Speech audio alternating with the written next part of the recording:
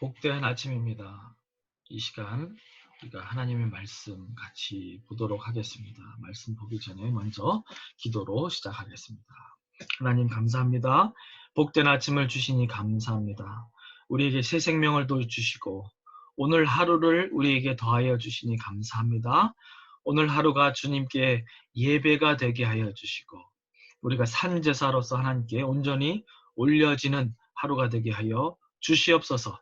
말씀을 받을 때에도 우리의 영안을 열어주시고 새로운 깨달음과 결단과 순종을 더하여 주시옵소서. 감사합니다. 예수님의 이름으로 기도드리옵나이다.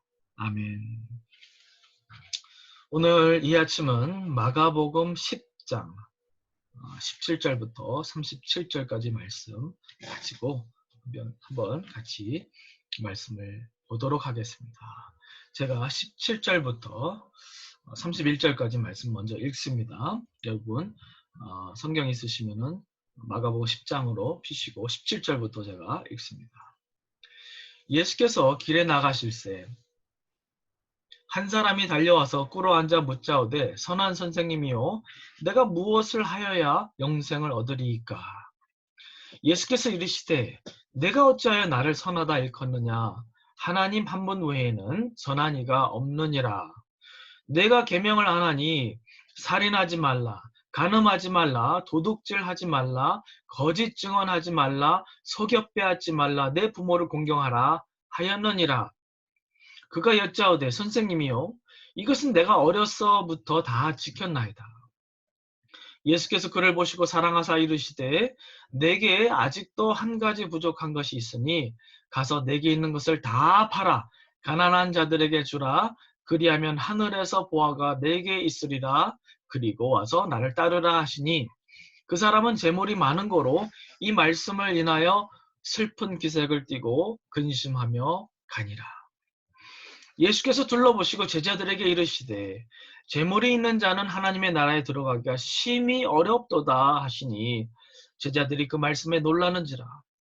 예수께서 다시 대답하여 이르시되 얘들아 하나님의 나라에 들어가기가 얼마나 어려운지 낙타가 바늘기로 나가는 것이 부자가 하나님의 나라에 들어가는 것보다 쉬우니라 하시니 제자들이 매우 놀라 서로 말하되 그런즉 누가 구원을 얻을 수 있는가 하니 예수께서 그들을 보시며 이르시되 사람으로는 할 수 없으되 하나님으로는 그렇지 아니하니 하나님으로서는 다 하실 수 있느니라. 베드로가 여짜와 이르되 보소서 우리가 모든 것을 버리고 주를 따랐나이다. 예수께서 이르시되 내가 진실로 너에게 이르노니 나와 복음을 위하여 집이나 형제나 자매나 어머니나 아버지나 자식이나 전토를 벌인 자는 현세 있어 집과 형제와 자매와 어머니와 자식과 전토를 100배나 받되 박해를 겸하여 받고 내세의 영생을 받지 못할 자가 없느니라. 그러나 먼저 된 자로서 나중된 자로서 먼저 될 자가 많으니라. 오늘 마가복음 10장 17절부터 37절의 말씀을 가지고 재물과 제자도라는 제목을 가지고 하나님 말씀 같이 보도록 하겠습니다. 오늘 본문 말씀의 뒷배경을 보면은 예수님께서 베레아에서 사람들을 가르치시고 이혼에 관하여 또 어린아이들을 천국에 받아들이는 문제에 관하여 논하시고 이제 발걸음을 옮기셔서 예루살렘을 향하여 가십니다. 그때에 한 사람이 예수님께 나오지요. 마가는 그 사람을 단순히 한 사람이라고 칭하고 있습니다. 그런데 동일한 사건에 대한 기록을 마태복음에서 보니까 그를 한 청년이라고 묘사합니다. 그리고 동일한 사건에 대한 누가복음에 그를 어떤 관리라고 얘기하고 있는데 그것을 다 종합해서 우리가 그 사람이 누구였느냐를 우리가 생각해 볼 때 결론적으로 한 젊은 관원이었다라고 우리가 결론 지을 수 있습니다. 그런데 유난히 오늘 본문 말씀은 이 부자 청년이 예수님께 나오는 장면을 매우 드라마틱하게 표현합니다. 17절 다시 한번 보세요. 예수께서 길에 나가실새 한 사람이 달려와서 꿇어 앉아 묻자하되 선한 선생님이여 내가 무엇을 하여야 영생을 얻으리이까. 이 부자 청년이 예수님께 어떻게 나왔다고요? 그가 달려와서 그 앞에 꿇어 앉아 예수님께 여쭈었다라고 얘기합니다. 그의 어떤 그런 모습을 통해서 그의 간절함과 예수님을 향해 가진 그의 어떤 간곡한 부탁의 또 중요성을 나타냈다라고 볼 수 있습니다. 그러한 모습을 통해서 이 부자 청년이 예수님께 여쭌 그 한 가지 질문이 무엇이었습니까? 영생을 어떻게 얻느냐라는 문제를 예수님께 여쭈어 보았습니다. 그때나 오늘이나 매우 중요하고 타당한 질문입니다. 사실 그 당시 종교 지도자들도 체면 때문에 예수님께 물어보진 못했지만 마음속으로는 그것을 물어보고 싶었던 어떤 질문이었다라고 보여집니다. 그런데 그 청년의 질문에 예수님께서 대답하시기를 19절에 내가 계명을 안 하니 살인하지 말라, 간음하지 말라, 도둑질하지 말라, 거짓 증언하지 말라 등등의 10계명을 잘 지켰느냐를 물어보십니다. 여러분 좀 이상하지 않습니까? 오늘날 저와 여러분이 예수님께 구원의 길, 곧 영생의 길을 묻는다면은 주님께서는 분명히 다른 방법으로 대답하셨을 것입니다. 10계명을 잘 지켰느냐 묻지 않으실 거예요. 10계는 나를 믿으라 또는 다른 방법으로 대답해 주셨을 것입니다. 그런데 왜 예수님께서는 이 부자 청년이 영생의 문제를 거론했을 때에 10계명을 거론하면서 그에게 영생을 설명하셨을까요? 한편으로는 이렇게 생각할 수 있습니다. 이것은 마치 요한복음 3장에서 니고데모가 예수님께 밤에 몰래 찾아왔을 때 그에게 영생의 길을 설명해 주실 때에 모세가 광야에서 들은 그 뱀의 사건을 들어 예수님의 십자가의 사건을 그에게 설명해 주셨습니다. 그리고 요한복음 4장에 보면은 우물에 물 기르러 온 사마리아 여인에게는 물에 관련지어 복음을 설명하십니다. 이 부자 청년 또한 그가 아마도 가장 친숙했던 주제를 가지고 예수님께서 그에게 접근하셨다라고 보여집니다. 그런데 또 한 가지 우리가 생각할 수 있는 것은 예수님께서 10계명을 거론하시면서 이 부자 청년에게 영생을 설명하신 중요한 또 한 가지 이유가 있습니다. 잘 보세요. 예수님께서 말씀하신 그 10계명은요. 5계명부터 10번째 계명만을 얘기하셨습니다. 그런데 청년이 뭐라고 대답하죠? 20절에 그가 자신감이 넘치는 대답을 합니다. 선생님, 나는 이 모든 것을 어렸을 때부터 다 지켰습니다. 오늘의 개념으로 바꿔 설명하면 선생님, 저는 모태신앙이고요. 주일 성수 한 번도 빠짐없이 다 잘 지켰고요. 지금까지도 열심히 신앙생활을 해오고 있습니다. 라는 얘기예요. 이 부자 청년은 그 당시 율법 학자들과 바리새인들과 마찬가지로 10계명과 율법을 열심히 잘 지키면 천국 가는 줄 알았습니다. 그 일에 대단한 열정과 열심을 가진 사람이었음을 우리가 볼 수 있지요. 그런데 예수님께서 바로 그 다음에 하신 말씀이 이 청년에게는 평생 잊지 못할 충격을 가져다 줍니다. 예수님께서 말씀하신 그 한 가지가 무엇이에요? 우상 숭배의 문제를 얘기하십니다. 곧 10계명의 제2계명을 그가 불순종하고 있다는 사실을 지적하십니다.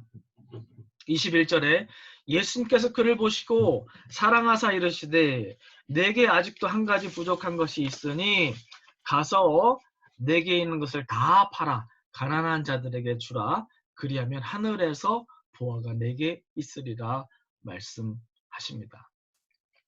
여기서 예수님께서 지적하신 한 가지 가장 결정적인 문제는 바로 그가 형식적으로는 열심히 신앙생활을 해왔지만 정작 마음 가운데에는 돈이라는 커다란 우상 더미를 안고 끼어안고 살아갔다라는 것이, 다른 것은 다 순종해도 돈의 문제에 있어서는 하나님께 소유권과 주권을 내어드리지 못하는 이 청년의 양다리 걸치는 모습을 지적하셨던 것입니다.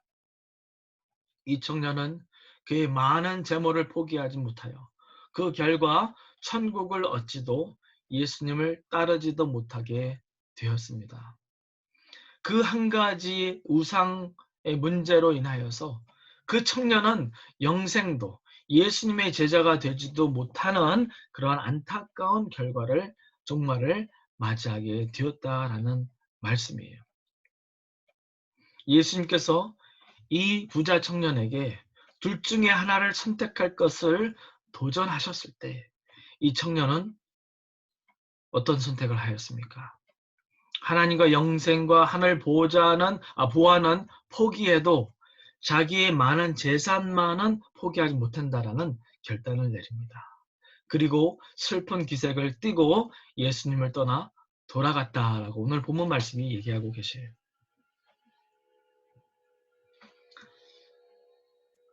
여러분도 혹시 다른 것들은 다 포기해도 이것만은 포기하지 못한다라는 것이 있지 않으십니까?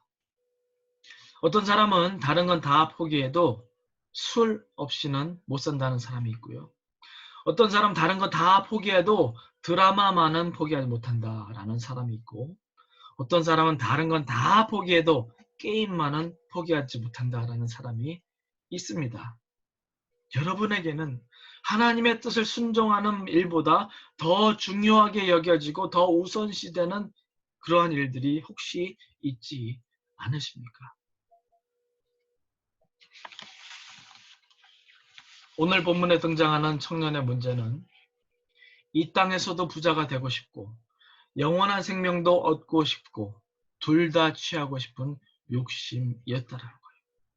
그러나 인생에서도 어떤 한 가지를 얻기 위해서 반드시 다른 한 가지를 포기해야 되는 상황이 벌어지듯이 우리가 돈을 우상으로 모시고 사는 이상 절대로 예수님을 따라갈 수 없다는 현실을 우리가 직면하고 인정해야 하는 것입니다. 재물이 우리의 우상으로 발목을 잡고 있는 이상 우리가 절대로 제자로 살 수 없다라는 사실을 우리는 깨달아야 합니다. 이 시간 바라기로는 여러분의 모든 우상을 다 내려놓으시고 예수님만을 예배하시고 예수님만을 따라가시는 여러분 모두가 되시기를 주님의 이름으로 간절히 축원드립니다. 기도하시겠습니다. 사랑의 하나님 아버지, 하나님께서는 우리에게 영생을 주시고자 예수 그리스도를 우리에게 보내셨건만 우리는 이 땅의 보물들과 이 땅의 우상들을 붙잡고 영원한 생명을 포기하는 미련함 가운데 실수하며 살아가고 있음을 주님 앞에 고백합니다. 하나님 아버지, 참 잠시 있다가 없어지는 우상 때문에 영원한 생명을 포기하는 자 없게 하여 주시옵고 이 세상 재미 때문에 주님을 따르는 일을 포기하는 미련한 결정 내리는 사람 없도록 주님 도와 주시옵소서. 우리의 삶을 돌아봅니다.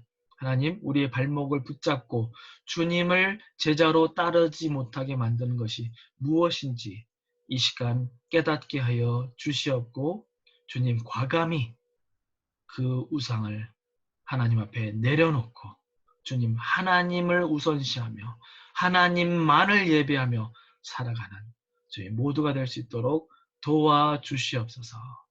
감사하옵고 예수님의 이름으로 기도드리옵나이다. 아멘.